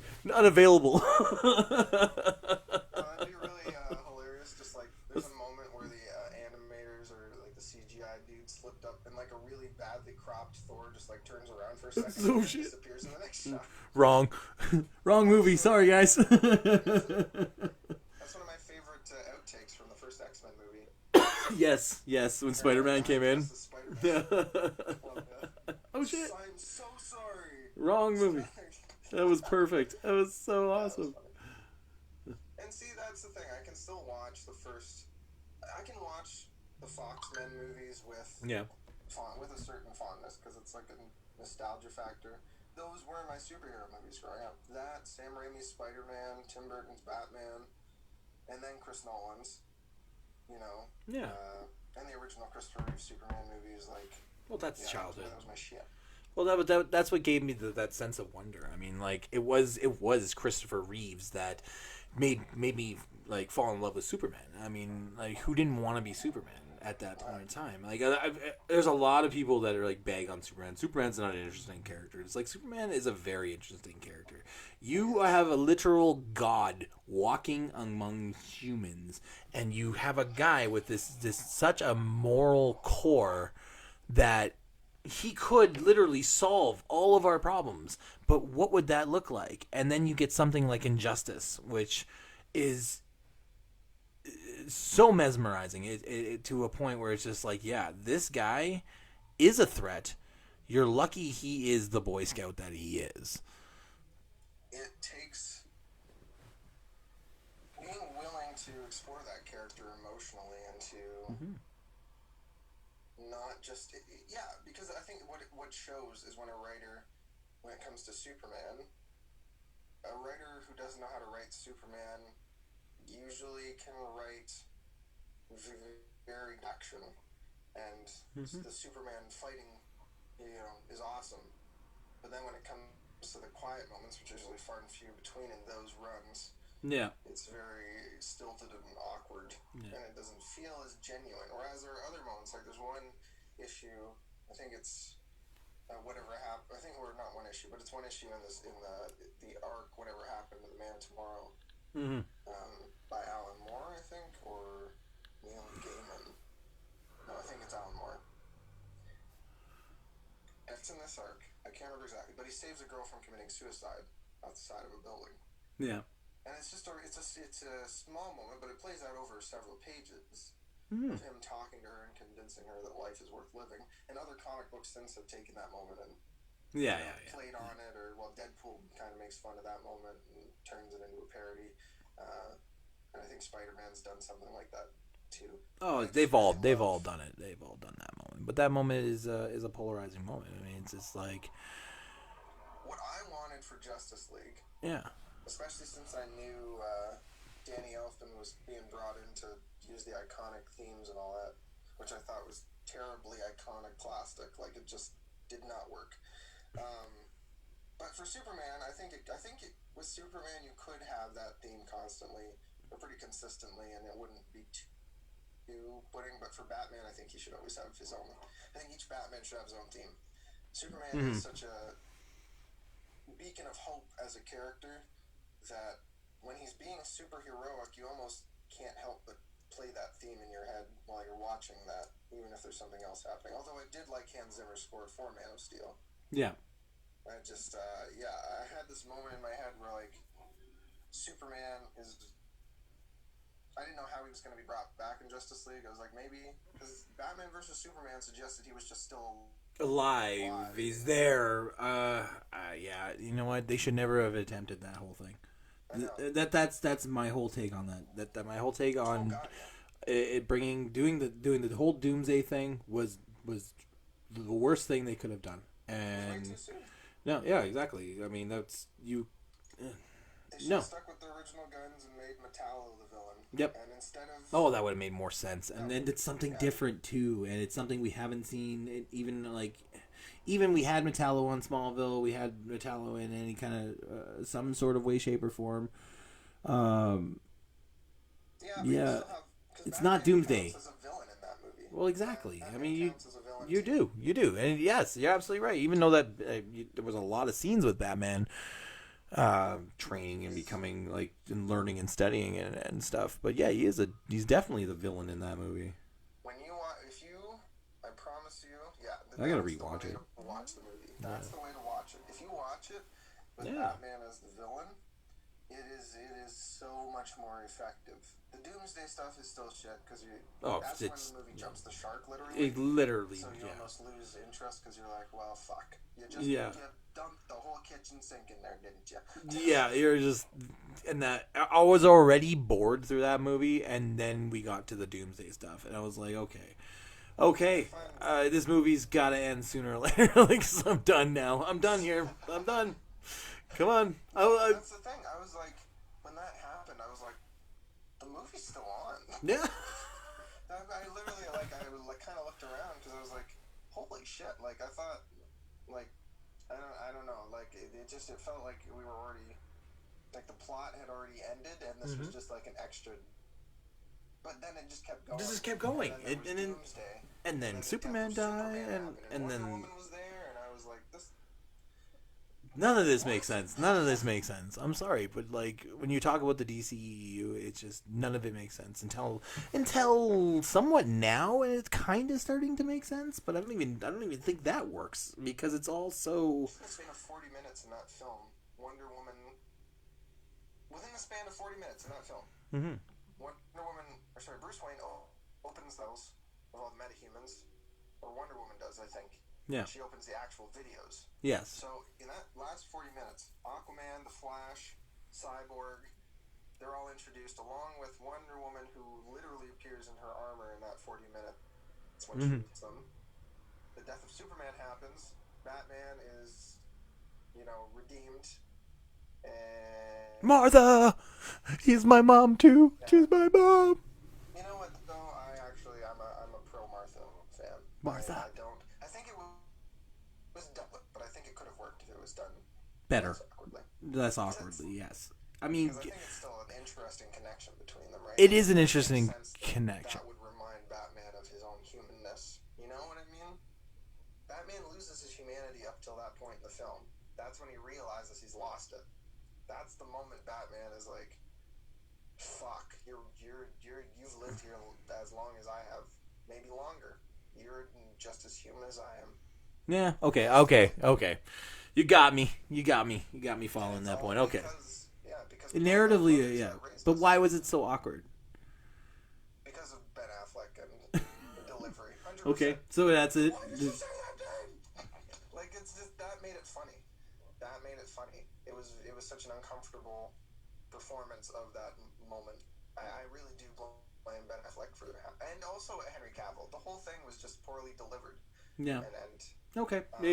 I definitely follow you. It's just poor choice. I mean, I think is Superman is too quiet too. If they shouldn't have made BVS. BVS was not a movie that should have been made.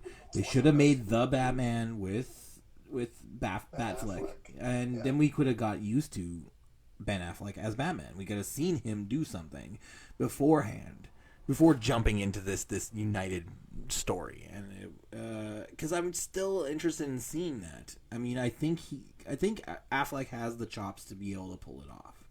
He's you know. Well, who yeah. Affleck hasn't always given a good performance, but who does? Who's the definitive Batman? Who's your definitive Batman? Who's the guy in your suit? You know. Now, Evelina, if she ever sees this, would argue that no actor who has portrayed Batman so far has portrayed Batman faithfully, because we've never gotten that black-haired, blue-eyed, handsome, super, traditionally attractive man that is Bruce Wayne in the comic books, which is why when he's Batman, it's even more jarring for people who find out his identity, right? He has black hair and blue eyes in the comic books. Yeah, I get that. Yeah, and he's a very, very chiseled man. Yes, well, definitely. And I'm not saying that Christian Bale... definitely isn't. Michael Keaton, no. I'm just trying to think. Like, and Val Kilmer, no. Well, Clooney didn't fill that. I guess he didn't fill that. Not blue eyes, not black hair. Still, it's always been a brown-haired guy. They've always chosen a brown-haired, dark-eyed guy. That's true. So that's Evelina's kind of argument about, and that's why she doesn't. I don't think she really has a definitive Batman that is her favorite. I think she prefers the comic animated versions. In that regard, I would include the animated versions. I would definitely include. Too. But my thing is, I don't know. I mean, because that's the voice. That voice is. It takes a certain actor, though, to when you're portraying Batman in live action, you have to also physically be. Yeah, you have to be there. Oh yeah, that's true. That's true. You have to exist. You have to exist as Batman, physically and mentally.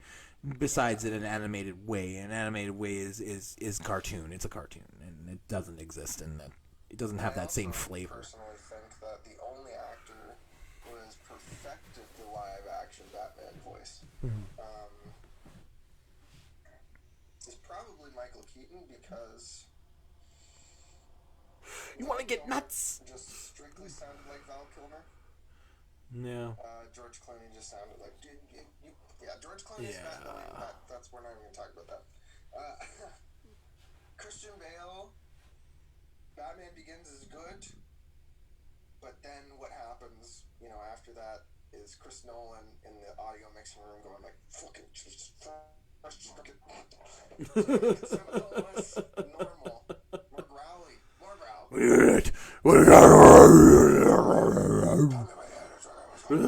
I don't know. Can you hear me? I don't think you can hear me. I can hear you. And then you got all your throat cancer back. Yeah. That was a poor choice. I like the idea of him having a modulator in the suit, like in Batman vs Superman, but I think it was too much. It was way too loud. I agree. Yeah, I agree. Like, I think it should be it should alter his voice, but not in a way that just makes him sound like a computer talking. Yeah, well, it's got to. Like in Batman versus Superman. Well, that's a great thing about. I'm gonna kill myself. Who is animated Batman? What's his name? Kevin Conroy. Thank you. Fuck. Because Kevin Conroy had the voice down. It was two distinct voices. There was Batman, and there was Bruce Wayne. And the trick to playing Batman is not to play Bruce Wayne. Bruce Wayne is the mask. Bruce Wayne is the alter ego. And if you're gonna, you gotta ham up Bruce Wayne a little bit, because he is the character. Because Batman he doesn't call himself Bruce Wayne. He calls himself Batman. It should almost be and see that this is the thing. That's how you know somebody who understands the character. They're like, Batman is actually not the mask. In fact, Bruce Wayne is. Yes. And it should always be played like that. Yeah. It's almost actually that's why I think Christian Bale was perfect casting, because I can see why Chris Nolan watched that and was like, "That's my Batman," because it's like he can go from that violent and aggressive, like, Mhm. like, and it's believable. He's Christian very Bale method. is so fucking believable. Christian But then Bale's he can so turn around method. and be this Yeah. uptight or upright businessman who's laughing at the business Yeah, table and at yeah. the meeting. Then literally turn around and then be like, I'm gonna fucking get this bitch. I'm like, that's that. Yeah, that's how Bruce Wayne is, though. It's kind of that creepy. No, exactly. Bruce Wayne It's is this mask, and then as soon as he leaves the room, he's like serious, and he's Batman. yeah, he's just like, I'm Batman. Batman. Yeah, he's got the whole entire room pinned down. He knows everything about him. Like he's got the not the CSI, but the the dangerous minds, criminal minds, kind of. Yeah, profiles out on every single person in that room, and he knows. He's counted them all. Yeah, that's the Batman I want to see. That's the Batman. Saying at the party. Yeah. He's actually paying attention to where all the cameras are and who's trying to get in. No, he knows everything. But that's his power. His power is superior detective skills. I mean, yeah. And that's why I think exploring that funny side of the character is so interesting, because in the comics too, it's that tension where it's like our identity is Batman, and that's why he kind of has to fold. He wants to have a family, but he has to always fold that family into his work, because his work is his life. Well, exactly, because he is Batman. I mean, the son of Batman is the Bat family. The son of Bruce Wayne is Damian, I guess. Or even then, I guess the son of Bruce Wayne is still, or Damian is still Batman. Because it was Batman that... It's identity, right? It's personality. Yeah. And a lot of people don't... Like, I just wish there was a filmmaker who could come along and just be like, I got it. It's like Guardians of the Galaxy, except instead of Quill as the main character, you're making, like, Drax the main character. But he's not a dumbass. He's super smart. But he's just as serious. Yeah, okay. Because, like, Drax, I'm like, no. But, yeah, okay. Not as silly. And it's not as silly. But all the characters around Batman, you'll notice, even the Robins, they're usually the ones cracking jokes and making quips. Yeah, they're kids. Whereas Batman is the one who's like, oh, goddamn, I can't deal with this shit. It's like, oh, man, why did I choose these fucking kids? Okay, guys, go play. On the other hand, he's got that part of him that when he takes the mask off, and even when he has it on sometimes, he just has this need to be a father and to shepherd through a life that he hopes will be better for them, because he hopes that by making Gotham a better place, they'll have a better future. But at the same time, they're on the front lines too, and that's another big tension within Bruce Wayne and Batman that I really. It needs to be explored. Either on TV or in film in a way that it hasn't been yet. And here's the thing: after this conversation that we're having right now, I'm very depressed about Robert Pattinson. Don't know. I'm gonna have to watch more of his movies, because I just don't know if he's gonna embody that. I think he'll do fine. But I think so too. Will he be the Batman? I don't know. I don't know if he's gonna be the Batman.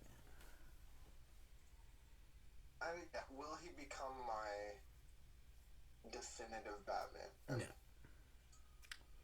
I don't know. It's hard. I just think it's hard to say, because I think the whole idea for this Batman was to have him grow into that potentially. Yeah. That's the sense I'm getting, that there could be potential for that if, like, I'm sure he's signed on to at least a trilogy. Oh, sure.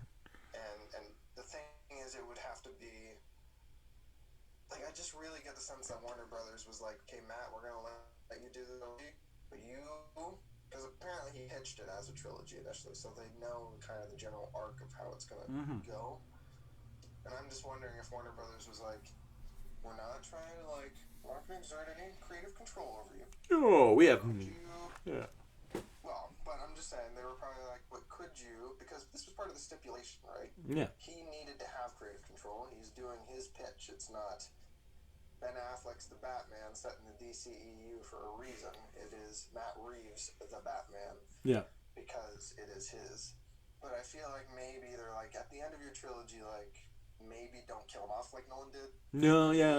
Leave it so we could use this Batman in, like, maybe a future Justice League movie, maybe something down the road. I feel like that's what they did.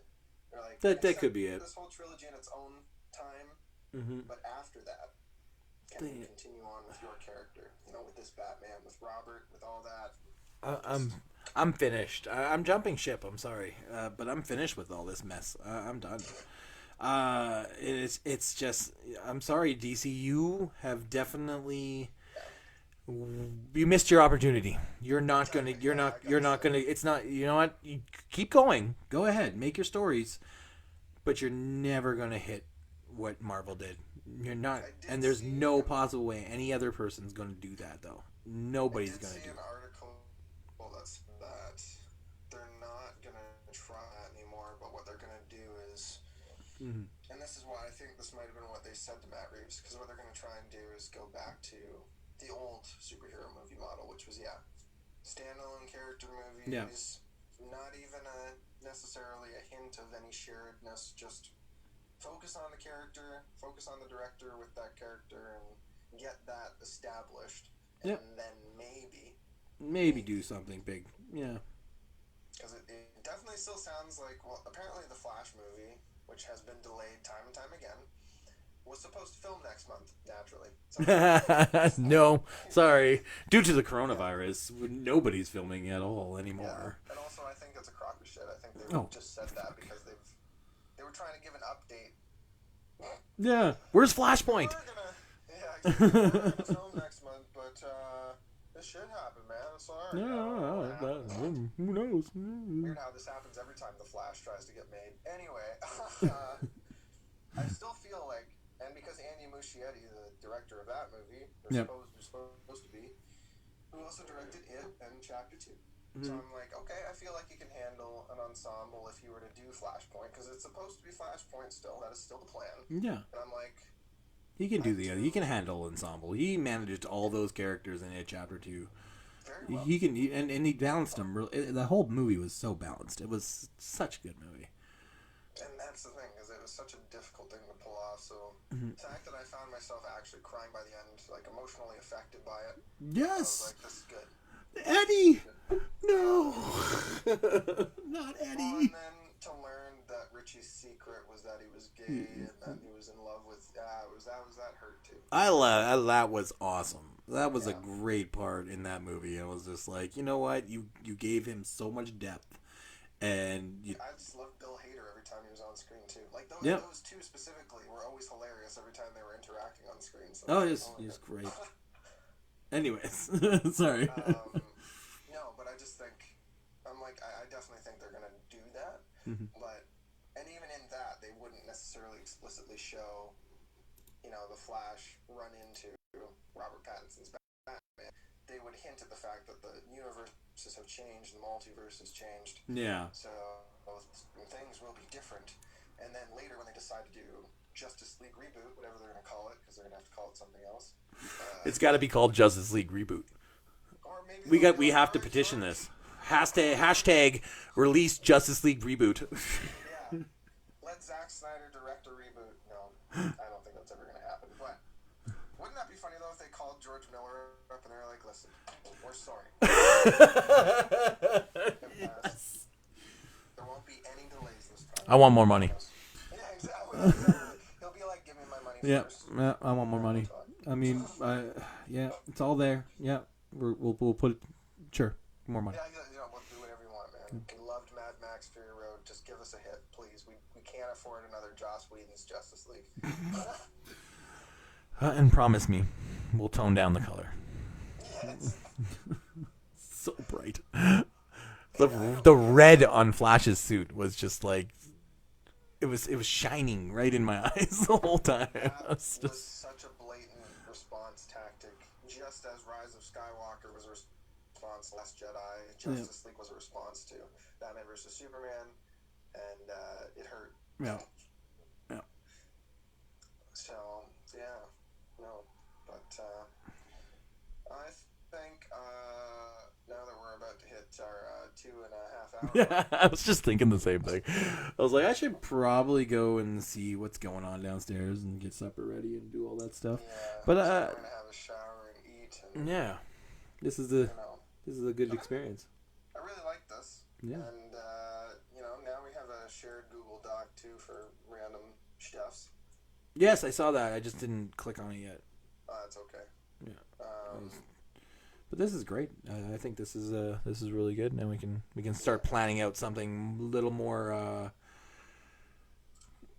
whatever. Start planning it out and yeah. With this, realistically. But even just having our podcast talk over here, still record it while we're talking. I think so. So that we can still post it as a separate podcast on SoundCloud and stuff. But yeah, well, that's the thing. Yeah. I think because we could also upload it to YouTube after we're done and have the archives there, and then that's just more pull for people, more ways for people to watch. Because I have a friend, because I haven't uploaded the stream to iTunes yet, or iPod, Apple, whatever. If you can do that, that would be great. Yeah, maybe. Well, I do have an iTunes account, and I did just download it onto my computer, so yeah. Because I didn't have. For Apple Podcasts, just put the RS feed in there from SoundCloud. Right. And then it's good to go. Yeah.